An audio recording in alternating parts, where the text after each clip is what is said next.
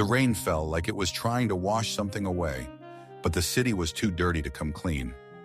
Eddie Vane stood under the sign that read, Central House, motionless. His coat hung on him like another man's, skin wet, heavy. A cigarette burned at the corner of his mouth, barely holding on. Smoke crept toward his eyes, but he didn't blink. He was waiting. He hadn't been in this city for a long time. 2 years ago, he got out, at least he thought he did. Back then, the papers wrote, Vane disappears. Truth was, he just changed faces. Bartenders forgot his name as long as he paid cash. Girls called him Mr. James, and he didn't argue. Nobody was looking for him, and nobody could catch him. Until now.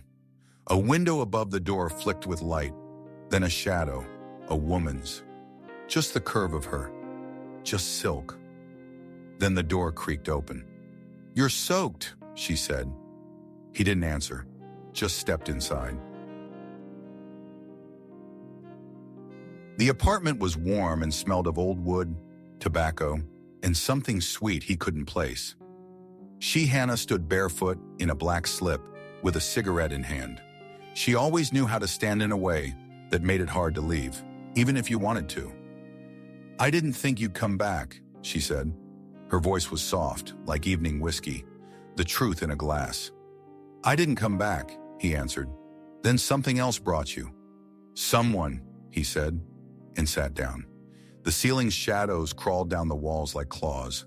The rain tapped steady, like a heart trying not to betray itself. Jazz bled through the wall, from the floor below, or from the past. Didn't matter. In this city, everything sounded the same, like goodbye. You haven't changed, he said. And you have, she replied. He looked at her. In her eyes, there were no questions, no blame, only knowing. You know they're coming for me? He asked. Yes. And you let me in anyway. She took a drag, her lips out a trap. No one could catch you, not until you wanted to be caught. He lowered his head. Water dripped from his hair onto his collar. It felt like everything around him was slowly sinking in smoke, in memory, in her. I couldn't run anymore, he said. You never ran. You vanished. Silence hung between them like a curtain after a bad play. Too much unsaid, too little time. He pulled a thin envelope from inside his coat, placed it on the table. It's all that's left. Money? She asked. No. Sins. She didn't open it, just placed her hand over it. Will you stay? She asked. For the night. Is that enough? He looked out the window. The rain hadn't let up. Somewhere far, a siren. Somewhere closer, footsteps. He felt them in his neck. No, he said, but it's all I've got. The clock on her wall ticked soft and slow, like a dying heart. Eddie sat in the chair by the window, coat hung over the back, his sleeves rolled just enough to show the edge of the past old scars. Healed wrong. Hannah moved like music without sound, lighting a second cigarette, the first one still burning in the ashtray beside the bed. You look thinner, she said. He didn't answer. Outside, the rain still whispered. The street lamp across from her building blinked like a tired eye, casting long, twitching shadows on the floor. In one of them, Eddie saw his own shape, hunched, unmoving, unfinished. You get my letter? He asked. I burned it. Before reading? She blew smoke. After. He nodded. I had to know if you were still alive, she added. And now you do. Now I do. They sat in the quiet for a minute more.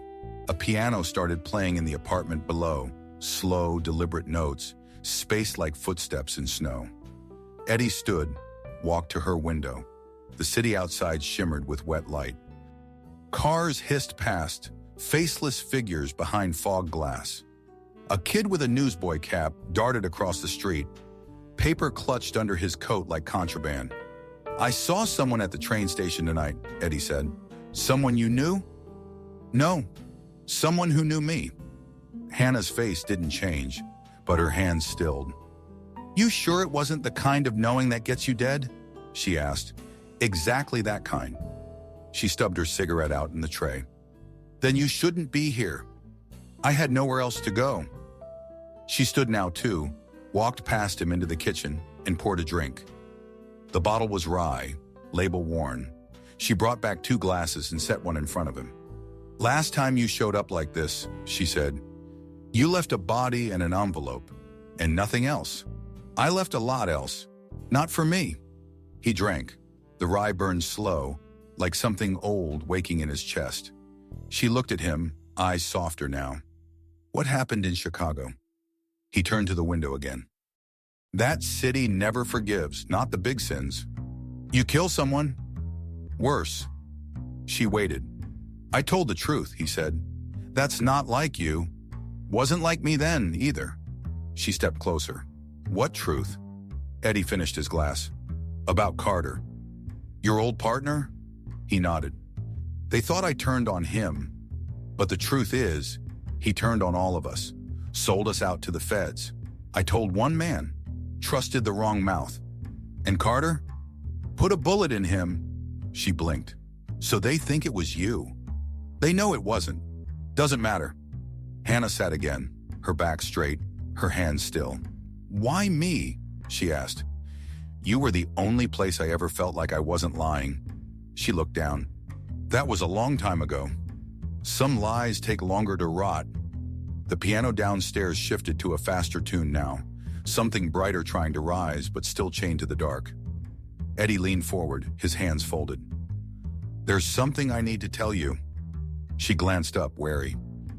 "It's not just them coming," he said. "There's someone else. A man named Hollis. Pinkerton, maybe. Maybe not. But cleaner than the rest. Smarter. Doesn't chase weights." "You lead him here?" "I think he let me come." She stood again, paced to the door, checked the lock, turned the bolt with a heavy sound. "You think he's watching now?" she asked. "I'd bet on it." She turned slowly, her bare feet almost silent on the wood floor. "Then why'd you knock?" "Because," he said, "no one could catch me until I let them." And that's when she stepped toward him. Not fast, not like in old times, but careful, like the ground might break beneath them. "You trust me?" she asked. He nodded. She leaned in. Her fingers touched his cheek. "I shouldn't," he said, "but you do." Outside, the rain eased, the piano stopped, and for a moment it was just breath and silence between them. Then 3 knocks came at the door. Not hard, not loud, just enough to end the stillness. Hannah looked at him. He looked back. Neither moved. The 4th knock was harder. "Eddie Vane," a voice called. "We'd like a word." He stood, took the envelope from the table, slipped it back in his coat. Then he looked at her. "I can go out the window," he said. "You could," she said. "But I won't." "No," she said. "You never do." Another knock. More force this time. He reached for the gun beneath his coat. "Check the chamber. Full." "I'll handle it," she said. "No." She stared at him. "I brought this," he said. "I carry it out." And then the door opened. Not wide. Just enough for the hallway light to creep in like suspicion. The hallway outside smelled of wet plaster and mold. A man stood there, a gray coat, clean hat, gloves too neat for this building. He held nothing in his hands, but the shape in his coat said otherwise. "Mr. Vane," he said. "Evening." Eddie didn't answer. His eyes slid past the man, noting the second figure in the stairwell, shadows bulky, holding his posture like a blunt instrument. The first man smiled. Not warm, not fake, just blank. "You've made this very difficult," he said. 4 states, 7 names, in that unfortunate train yard in Joliet. Eddie leaned against the frame. "You, Hollis?" The man inclined his head slightly. "Does it matter? I like to know what name to put on the bullet." Hollis's smile didn't move. "You've made yourself a story, Mr. Vane. You and Carter, the Treasury bust, the runner jobs. It's folklore now. It's blood. That too." Inside the apartment, Hannah had stepped back, arms folded, cigarette burning forgotten in her fingers. Her face was calm, but Eddie knew the stillness too well. She was calculating. "What do you want?" Eddie asked. "Come with us. Quiet. I guarantee you finish tonight with your bones intact." "That a promise or a threat?" "That's mercy," Hollis said. "And I don't extend it often." Eddie looked down at the floorboards, then back up. "No deal." Hollis exhaled softly, not surprised. "Then this gets messy," he said. Eddie moved first. The door slammed shut. The bolt turned. 2 shots cracked the air through the wood. Blind. Plaster burst from the far wall. Hannah ducked, rolled behind the couch. Eddie fired once, low. The hall went quiet. "Window," he barked. She shook her head. "There's no fire escape." "Then we hold." Glass shattered behind them, the side window. A figure burst through in a flash of coat and gloves. Eddie turned, fired, missed. The man tackled him hard. They slammed into the floor, guns skidding away. Fists followed. Eddie took a hit to the jaw, another to the ribs. He grabbed a shard of mirror from the floor broken weeks ago, never fixed, and drove it up. The man screamed, blood on the collar. Eddie rolled out, grabbed the gun, turned. But Hollis was already inside, not out of breath, not angry, just still. "I didn't want this," Hollis said. Eddie aimed. "Don't," Hannah said softly. Eddie's finger hovered on the trigger. Hollis looked at her. "You should have stayed out of this." "I did, until now." "I know your type," he said. "You think they're worth saving. They're not." She stepped between them. Eddie tried to pull her back. She wouldn't move. Hollis raised his weapon. Eddie shot first. The man fell. Silence. Just the hiss of rain returning through the broken window. Just the smell of cordite and wet brick. Eddie knelt beside the body. Hollis blinked once. Blood pooled under him. Fast. "You don't run, Vane," he said. "You crawl." Then he died. It took them 10 minutes to pack. 1 bag, cash, clean shirt, the envelope. "You sure about this?" Hannah asked. "No." "But you're going." "I can't stay." She lit another cigarette. Her hands were steady again. "Then let's move." The alley behind the building was slick, littered. The car waited 3 blocks east where Delaney said it would be. No plates, keys under the visor, no questions asked. Eddie opened the door for her. She paused, looked at him. "If we leave now," she said, "there's no more coming back." He met her eyes. There never was. They drove until the city faded behind them, replaced by marshland and fog and telephone poles that leaned like drunk men. The sun never rose, it just lightened the gray. Eddie didn't speak. Neither did she. The silence wasn't heavy now, just honest. By dawn, they hit the state line. He pulled over, killed the engine. She looked at him. "You changing your mind?" He shook his head. "Just wanted to see it." He reached into the glove box, pulled out the envelope, opened it. Inside, 2 train tickets, dated 4 days from now. Destination, Portland. She frowned. "You planning to run after all?" "No," he said. "I'm planning to stop." She reached for the tickets. There was something else inside. A photo. Old. Torn at the corner. Carter, Eddie, and her. Before the job, before the fire, before they all drowned, she touched the edge of the paper. "It wasn't supposed to end this way," she said. He lit a cigarette. Didn't smoke it. Just watched it burn. "It didn't end," he said. "It just changed." She leaned back, closed her eyes. They sat like that until the morning truck started to pass, headlights sweeping through the fog like questions no one wanted answered. Then they drove on. The safe house in Milltown was a narrow brick ghost wedged between a bait shop and an abandoned church. It smelled of mildew, kerosene, and something older like a place too long forgotten by light. They paid the landlord in cash, no questions, no names. By the second night, Eddie stopped sleeping. The bed creaked with every breath. Hannah took the smaller room, though the walls were thin enough for her quiet steps to echo like guilt. She moved like she always had, careful, controlled. But he could feel it, a restlessness under her skin, something between dread and certainty. He spent most nights on the window ledge, watching cars pass, watching his own reflection vanish into the darkened glass. He'd made it out. Again. And again it didn't feel like escape. It felt like delay. She came to him on the 3rd night, no words, just her figure in the doorway, wrapped in one of his old shirts. She lit a cigarette and leaned against the wall. Her silence meant more than anything she might have said. "You think it's over?" she asked. "No."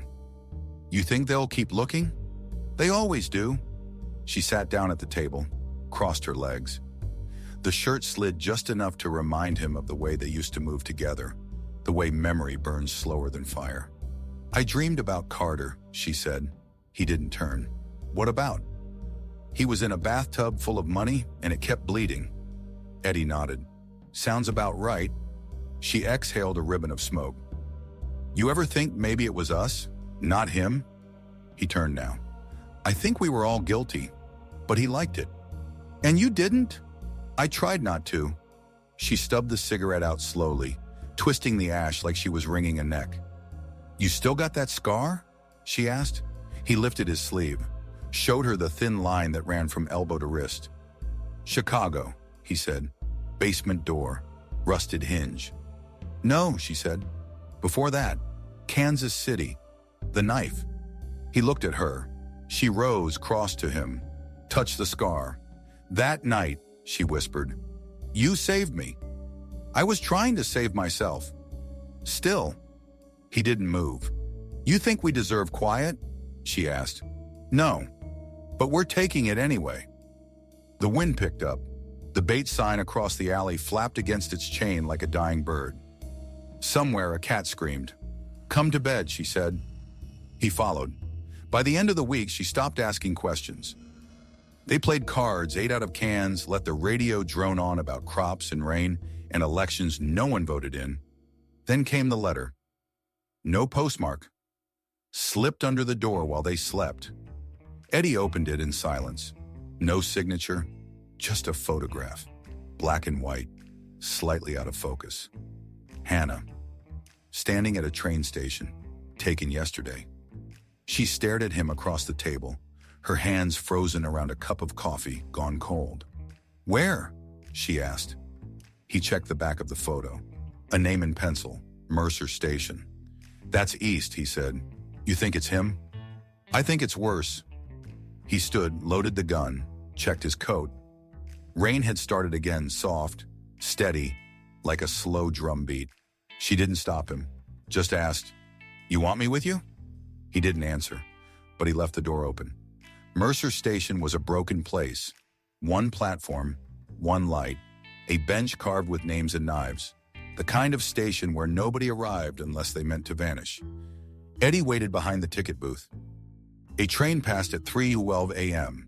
No one got off. At 3:20, a man stepped onto the platform. Not Hollis, but dressed like him. Trim coat, gloves, a careful pace. Eddie didn't move. The man stopped, lit a cigarette, didn't smoke it, then turned slightly. I know you're there, Vane. Eddie stepped out. You're late, he said. The man smiled faintly. Not for what matters. Who sent you? You know who. Eddie's jaw clenched. He's dead. No, the man said. He's patient. Eddie didn't speak. The man pulled a small envelope from his coat, tossed it. It landed at Eddie's feet. He picked it up. Inside another photo. Hannah, sleeping, in the safe house. Taken from the window. Eddie looked up, eyes colder than the steel beneath his feet. You want me? No, the man said. He wants her. Eddie raised the gun. The man didn't flinch. I'm just the courier, he said. Eddie shot him in the knee. The scream broke the silence like glass. The man dropped, hands out. Tell him, Eddie said, stepping forward. If he touches her, I burn every safe house from here to the coast. Blood pooled on the concrete.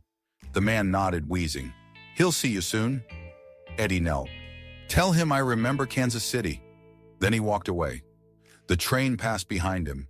Its scream drowned out the man's groaning. Eddie didn't look back. When he got back to the safe house, the front door was ajar. The hallway lights were off. No sound, no movement. The silence wasn't ordinary. It pressed in, thick, like breath held too long. He stepped in slow, gun drawn low.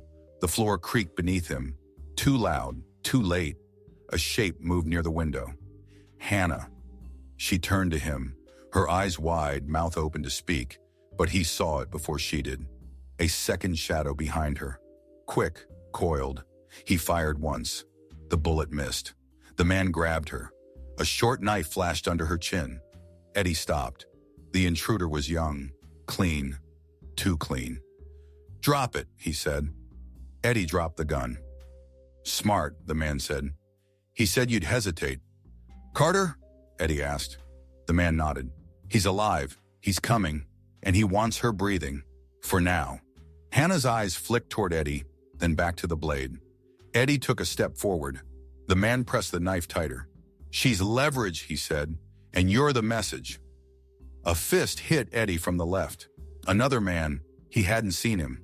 Just pain, stars, the floor. They left him there, blood in his mouth, vision doubled. When he blinked again, they were gone. So was she.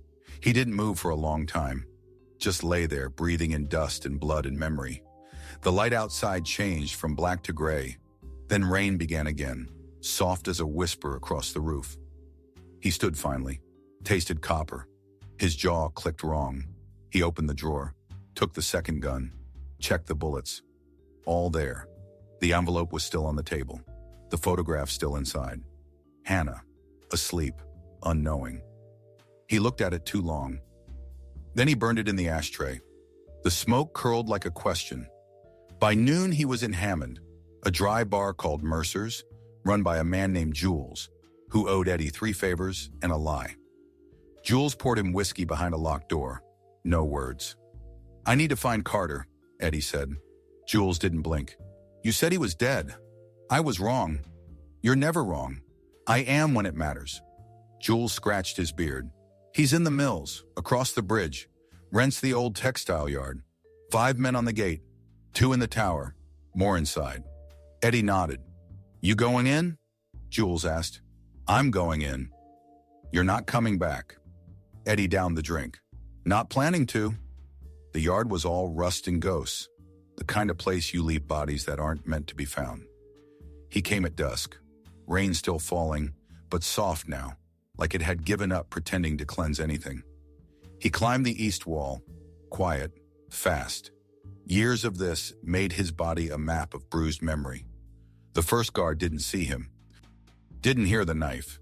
The second tried to, but then there was silence again. Inside, the factory smelled of oil and regret. Old machinery loomed like bones. Footsteps echoed wrong. Every sound was a warning. He moved through the shadows, gun drawn. Then he heard her. A cough, muffled. Behind a locked door. He kicked it in. She was there tied, bloody lip, eyes alert. Still her. He cut the rope. "You came," she whispered. "Of course." Then she shook her head. "No, he wanted you to." Footsteps behind them. Eddie turned. Carter, gray suit, sharp tie. Older, but not changed. "Evening, Ed," he said. Eddie raised the gun. Carter held up a hand. "Easy now. You kill me, you'll never get out." "I'm not trying to. You always were sentimental." Eddie stepped between him and Hannah. "You brought this on her." "I brought it on you," Carter said. "She was just your weakness." Eddie fired, once. Carter fell. Not dramatic, just folded. Hannah screamed. Eddie turned to her. "You okay?" She stared at Carter's body, then at him. "You didn't even wait." "No reason to." She walked past him, looked down at the man who'd nearly killed them both. "You were partners once," she said. "We were monsters once." Then she looked at Eddie. "What does that make you now?" He didn't answer. They left the yard as sirens began in the distance. Jules met them in an alley, car running, lights off. They didn't speak until the bridge. Then Hannah said, "You killed a man I thought we'd never escape." Eddie nodded. "I don't feel free." "Neither do I." They crossed into Illinois as the rain stopped. She leaned her head against the window. He drove, past the last town, past the last light, towards something else. Maybe the coast, maybe the end. They reached the lake by dawn. Wind peeled across the water, pulling mist from the surface like smoke off a dying flame. Eddie stood at the edge, coat open, gun heavy in his pocket. Hannah watched from the car, arms folded, eyes unreadable. "You ever think it could have been different?" she asked. He didn't turn. "Only when I'm stupid." She stepped closer. "So what now?" He dropped the gun into the lake. It sank without a sound. No more running, he said. No more killing? He looked at her, tired. Only if they find us. She took his hand, small, cold, steady. The sun tried to rise, but clouds smothered it. They left the car behind and walked up the path. No plans, no names, just silence shared. At the bend, she stopped. Eddie! He looked back. She held out the matchbook from the safe house. Burnt, faded. He took it. Inside, a name had been scratched in. Forgive yourself. He didn't speak, just slipped it into his coat. Then they kept walking.